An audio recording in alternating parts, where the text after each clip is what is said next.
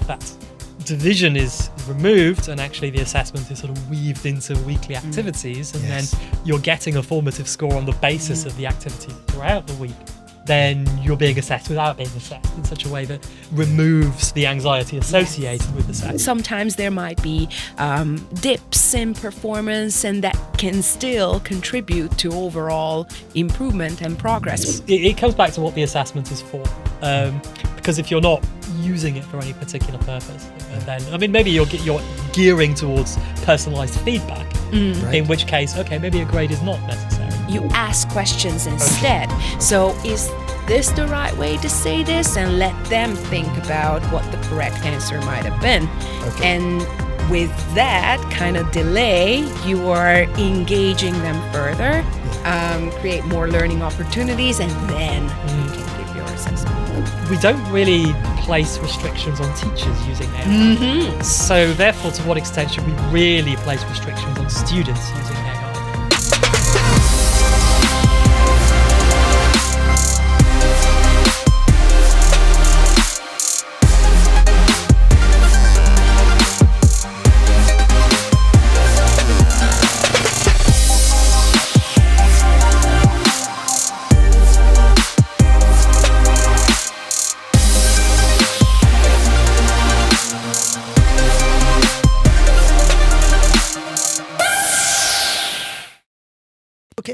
So welcome back. Yay. Thank you so much. This has been really fascinating, all these different aspects of assessment and learning. So I think we're thinking now much more about teacher in the classroom, how they can design assessment so that it helps learning, which I think comes under the heading of assessment for learning as opposed to assessment of learning. I don't think we need to define that. People know that, I think. Well, let's hope. But I heard that there's an alternative approach as well, assessment as learning. So now instead of 2 prepositions, we now have a third one. And I forgot who had this idea, but assessment as learning is peer feedback and all kind of bringing feedback and student-led feedback into the picture. And then that counts as learning as they are giving feedback on. And presumably part of the assessment journey as well. So it would count towards their formative scores. Yes. Yeah. That's how this trichotomy. Interesting. So, just trying to think. Assessment for learning. To me, the image that always comes to mind is tasting soup. And tasting and testing sound similar, but actually completely different. Well, sort of related, but a chef in a kitchen is tasting the soup in order to decide whether they need to do anything more before they produce that. So it has an impact on what happens next. Whereas the customer sitting at the table and tasting the soup, in that sense, there's nothing else that's going to come after that. So that's your summative assessment. Whereas maybe a complaint. Well, that's good. Yeah. So now we're thinking about what can teachers do to improve the way they use assessment to help learning. So are there ways that we can design our assessment approaches in the classroom so that it actually helps learning? I mean, where do we start with this? It feels like it's a massive topic. It is massive. Because again, we come back to assessment literacy. Without that, they cannot really design assessment approaches or activities. Yeah. But then we also bring in the picture, or bring in alternative assessment into the picture and gamification. Okay. Tell me about alternative assessment. Alternative assessment is basically a collection of methods that these are usually informal testing methods, continuous testing methods, or assessment methods that let students focus on the progress of learning. And some examples might include portfolios, learning journals, lots of peer feedback, self-reflection sheets, and gamification can also be an alternative method because it keeps students come back to the same topic and this and also the fact that they are motivated by something else. So it's kind of assessment is wrapped into this game, which can then also improve collaboration, because if they play a kind of Minecraft sort of game, they learn different skills while at the same time they are being assessed. So it's what all of this does is just break down that distinction between assessments and learning very specifically. I mean, in a traditional approach, it might be the case that learning throughout the week, and then the teacher announces on a Friday afternoon, right, it's time for the test. Right. And of course, if that division is removed and actually the assessment is sort of weaved into weekly activities, and then you're getting a formative score on the basis of the activities throughout the week, then you're being assessed without being assessed in such a way that removes the anxiety associated with assessment. So and you get continuous feedback. You can always improve on that. So assessing, because we're all accountable, and so we haven't really mentioned that at all. The notion of accountability and the accountability agenda, which of course is something that people are quite adamantly against, quite legitimately. But if we can still do the assessment such that we can report progress to outside stakeholders, but do that in a way that avoids some of the more negative connotations of assessments, that I think is what this agenda is geared towards. Just to pick up on accountability and accountability agenda. Making people responsible for what they do and answerable for what they do. So the teacher, in that whether case, it be the teacher, whether it be the head teacher, whether it be the policy maker. I mean, this is something that I would argue as a social change that has happened. I mean, since society has become more data driven in general. Again, since probably the 60s and 70s. Now everything is data driven and decided on the basis of data, and people are judged on their performance metrics. And that's why alternative assessment is such a difficult concept to introduce, because how can you measure a learning journal? How can you measure a portfolio? How can you measure something that, a teacher can see progress maybe, and progress is not linear. So sometimes there might be dips in performance, and that can still contribute to overall improvement and progress, which the teacher can see, but then the metrics will show something different. So alternative approaches are great for lowering student anxiety, making them involved and invested, but it might not fit into the system that focuses on grades and numbers. Yeah, I mean, that reminds me of the thing that had triggered for me my interest in portfolios was recordings of speaking, students recording their speaking, because it's really difficult to capture on a metrical system. It's partly what I was saying at the beginning about giving someone an A or a B plus. It's kind of a little bit difficult to say what that means. But if someone records their speaking on a task at the beginning and at the end of the semester, they can see that difference. They can't explain it necessarily, but it's immediately clear to them that they have made progress. But then again, it's kind of intuitive and it's based on intuition. They, as you said, they can clearly see the difference, but how do you put that into words and put that into metrics and how? And it's so difficult because as a teacher, you want learning to take place and you want some sort of change. And sometimes it's not even visible, it's visible, but it's not quantifiable. And that's a difficult question.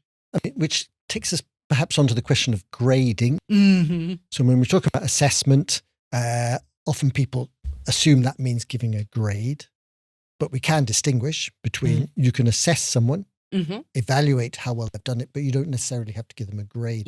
And I think there's a movement, I hear it in the US, but it may be elsewhere, for gradeless assessments. Or ungrading. Ungrading and things like that, right. I mean, is this something that you have some sympathy with? What do you feel about it? As an assessment professional. As an assessment specialist, I have very mixed feelings about this. I think if you're ungrading something, then are you even assessing it at the end of the day, potentially? Because it comes back to what the assessment is for. Because if you're not using it for any particular purpose, then I mean, maybe you're gearing towards personalized feedback. Right. In which case, okay, maybe a grade is not necessary. Okay, but then again, that only is very geared towards that individual. So that would be a form of assessment that might be beneficial within the classroom, low stakes assessments. But that sort of assessment might not necessarily be of use to other stakeholders. So people who need to make decisions, or university admissions officers who who look at this and think, well, what can I do with this? Really, how does this help me do my job? Because I was thinking I kind of like the idea, but you're absolutely right. If there are, because I'm thinking about my course, the lesson, or the individual student I'm teaching, and in that context, on-grading could work. Personalized feedback could work, because I can explain what I have in mind, how they are doing now, what we want in the future. But you're right, other stakeholders need to see clearly what to do with that person, and they don't really have a picture of that person. I mean, there's a slight misconception again, which I think goes back to this sort of transition from norm reference to and the corruption of criterion referencing that occurred in the 1970s. A grade or a number doesn't really mean anything by itself. It only really takes on meaning when it's applied to its descriptors, its framework, which is what we and in comparison. Exactly, yes. And so if you remove the grade, it's quite probable that you're not removing the framework or the criterion which you're using to provide feedback to those students. So there is a risk that we're trying to create more equitable research, but actually not just removing the grade doesn't really necessarily achieve that. So we just need to be careful that we're not throwing the baby out of the bathwater, and also amending or adjusting assessment in such a way that actually makes sense. But I would argue that in the course of the learning journey, most of the assessments are not going to external stakeholders. So I agree when you talk about going to external stakeholders, it's a different situation. In the classroom, most of your assessments are between teacher and learner. And I'm sorry, I can't give a citation for it, but I was reading about research recently was showing that students as soon as they see the score, they switch off to a grade. They switch off to the feedback. But that if you give the feedback first and then you give you delay the grade until later, they actually take in the feedback, and they do better on when the task is given to them 2 weeks later. Yeah, I wanted to say Were you going to say the same thing? No, it's perfect. No, I just like the moment you mentioned it, this popped to my mind, like delayed feedback, and that's and then when I do teacher training, we try to not like tell teachers to do this, but just make them see the benefit of delaying feedback, because it's the same thing that when students see the test and they see all the color, the red, which is also a thing, whether we want to use red or another color. I think it doesn't really matter, because if it's pink, then pink is going to become the terrible color. But the moment they see it, yes, they switch off. And then if you can delay feedback, also if you can do indirect. Delay grading or delay? Oh, sorry. Well, both in a way, because delay feedback by giving indirect feedback, or implicit feedback, which basically means that you are not giving feedback like this is wrong or this is good, or you underline something, you circle something, you ask questions instead. So is this the right way to say this, or you just use color coding and you just highlight things and let them think about what the correct answer might have been. And with that kind of delay, you are engaging them further, create more learning opportunities, and then you can give your assessment. There is a sort of movement, I suppose. I mean, Oxford is very much attempting to do this with the notion of adaptive learning, really, which is very much around that. If you're performing something or doing something on a computer, and then AI can probably assist with this to a certain extent already, and then will continue to do so in the future, just providing this, as you said, implicit feedback. Is this the right word here? Or just underlining something for further consideration. And because it's on a computer interface, it can be amended, or on a device, it can be amended quite easily and quickly by the student. and that kind of corrective feedback. And then, with your personalized dashboard that keeps a record of the kind of writing or performance that you're doing. Again, this is all, a potentially positive use of AI in assessments. Yes. Yeah. I used AI already when we were talking about giving feedback and like how difficult or easy it is. I find that it's kind of difficult to put your feedback into words and to make it constructive and not harsh. So sometimes I ask my students to use AI to write feedback for them, analyze that kind of language, which is typically very supportive and very kind and constructive. So like, let's use some of these chunks and methods and try and write our own feedback after that. Which could be, again, a good use of AI. However, sometimes AI is too helpful, or not helpful, but just too supportive and too kind. Right. There is a yes bias with AI. Yes. Yeah, that it will consistently give you positive feedback whenever you ask it. Yeah. Right. Even if something... Such a great question. It can be, or even just, you say something which is blatantly wrong and it won't explicitly disagree with you. It'll find a way to agree with you, but say, have you thought about this? But it's super difficult because in teaching, in classroom teaching as well, we tend to come across this problem, like how do you give feedback, like not written feedback, but spoken feedback to students? And teachers find it super hard to be still encouraging. So what if a student says something blatantly wrong and like, that's an interesting idea. And then how do you do it? And it's a very similar thing. You want to be encouraging, but how do you say that it's actually a terrible idea? Yeah. So it could be something that real humans work on as well. Hi, I'm Szoke. If you want to discover more about how to use tests and assessment as tools for growth in the English language classroom and the concept of positive washback in more detail, download our position paper that I co-authored alongside other amazing contributors called The Impact of Assessment on Teaching and Learning, Creative Positive Washback.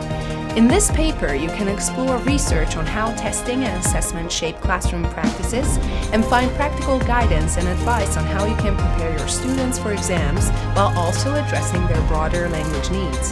Download the paper via the link in the description and enjoy the read. Thanks. Last week, I was listening to someone who had been doing some research into comparing teacher feedback on pronunciation to AI, I think it was ChatGPT, but I'm not 100% certain, to give feedback on their pronunciation. And as you might expect, the teacher was giving better quality feedback. They understood better the context of the student's first language and how that might be interfering and things like that. But of course, the advantage of the AI tool was that it was giving instant feedback to everybody at the same time, and it was personalized exactly to what they had tried to say. So there was kind of a balance between those two. There are language learning apps in China that do explicitly this, whereby they're very clever. I mean, they have little, almost, they can be excerpts from films or TV shows, like Western ones, which are done in English. And then what the learner does is try to repeat what they hear in the clip. And then the AI will judge what they say against the original audio clip, and it'll provide feedback on where they need to work on their pronunciation. Right. And then it's also open to other learners as well, who then judge and create like this kind of leader scoreboard of learners. Wow. So they've got this really, really interesting kind I actually tried one of, not the Chinese apps, but I tried one app that promised to help with pronunciation and pronunciation coaching, and I specifically mispronounced everything, and it just kept saying, "Oh, well done," and like, "Good job." And like, maybe, it's not there yet. Not quite it's there not yet. very sincere. I think that's the problem. Yes. It doesn't really believe what it's telling you. Yeah. So that's what we call adversarial approaches. So, I mean, I'm very much involved in AI automated scoring right now, and one of the ways that we test the suitability of scoring models is to sort of feed them what we call adversarial examples of language. Right. So it could be a real example of language that we've changed the order of all the words. So it's the same words, but the order is completely jumbled and it's nonsense. Right. And then you try and see, okay, to what extent is the AI capable of assessing that at the same level, or you misspell all the words. So it's the right words in the right order, but the letters have all changed positions. So there are lots of different sort of automated adversarial techniques that you can use. So obviously that has not been through that particular testing approach. Yeah. So we're talking, funnily enough, we come on to AI, which is a surprise. So we're thinking now maybe about what the future is and perhaps how AI and other technological changes might impact on assessment and assessment for learning. I don't know if you've come across I think it's called the vicious cycle, or the vicious learning cycle, where a teacher thinks, I've got to set an assignment. Go to ChatGPT. Oh, yes. Give me an assignment. They give it to the student. Student then goes to ChatGPT to produce the assignment. They then give it back to the teacher, and the teacher feeds it into ChatGPT to get an give assessment. feedback. Yeah. And so it kind of no human has actually been involved in that cycle. Is that the future that we face? Well, is it? If it is, we're in trouble. Yeah, but if it is, I mean, I think it could be the future if we don't change our approach to assessment and the way we assess and the way we design assessment. And I'm so happy that AI has caused this disruption in the system, because it's been there and